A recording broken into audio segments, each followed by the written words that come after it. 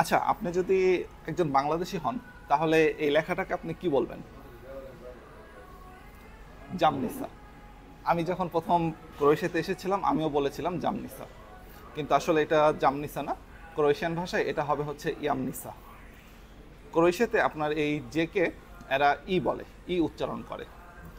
তো আপনি যদি কখনো হারবাস্কি পড়তে চান তাহলে আপনি এই জিনিসটা খেয়াল রাখবেন, এই জেকে আপনি যেখানেই দেখুন না কেন, এটা হতে পারে কোনো ওয়ার্ডের শুরুতে, শেষে বা মাঝখানে, আপনি এটাকে ই উচ্চারণ করবেন এবং এর আশেপাশে যে লেটারগুলো থাকবে সেগুলোকে সংযুক্ত করে আপনি কথা। হ্যাঁ, তবে একটা জিনিস খেয়াল রাখবেন, এই জেকে যদি আপনি এল এর সঙ্গে দেখেন তাহলে কিন্তু আর এটা ই হবে না, তখন উচ্চারণ হবে লিও, এইরকম একটা কিছু আর কি।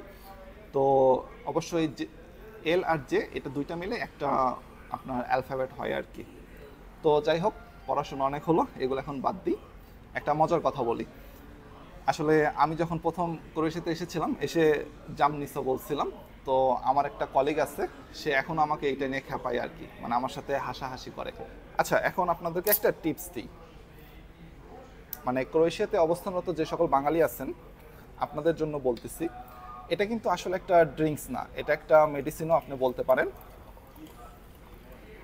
আপনারা যারা দেশ থেকে হচ্ছে যে গ্যাস্ট্রিকের ওষুধ নিয়ে আসতেছেন, নিয়ে এসে এখানে মুড়ি মুড়কির মতো খাচ্ছেন কিন্তু গ্যাসের সমস্যার সমাধানটা হচ্ছে না, তাদেরকে বলতে মানে তাদের জন্য বলছি, আপনারা এই ড্রিঙ্কসটা পান করে দেখতে পারেন।